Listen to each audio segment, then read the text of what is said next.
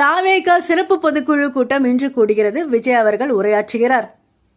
தாவேகாவினர் அடுத்த கட்ட நடவடிக்கை மற்றும் 2026 தேர்தல் வியூகங்கள் அமைப்பதற்கான சிறப்பு பொதுக்குழு கூட்டம் இன்று காலை 9 மணிக்கு மாமல்லபுரம் போர் பாயிண்ட்ஸ் ஆஃப் ஷெரட்டன் ஹோட்டலில் நடைபெறுகிறது.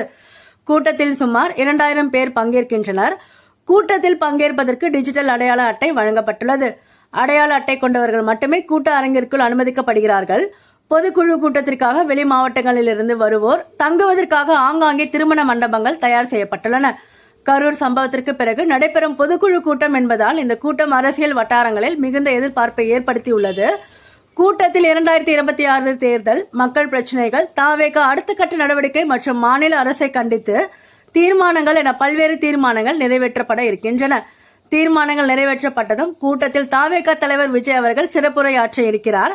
காலை 9 மணிக்கு தொடங்கி பிற்பகல் வரை நடைபெறும் இந்த கூட்டத்தின் முடிவில் அனைவருக்கும் அறுசுவை விருந்து வழங்கப்படுகிறது. கட்சித் தலைவர் விஜய் அவர்களின் அறிவுறுத்தலின் பேரில் கூட்டத்திற்கான ஏற்பாடுகளை பொதுச் செயலாளர் என் ஆனந்த் அவர்கள் தீவிரமாக செய்து வருகிறார்.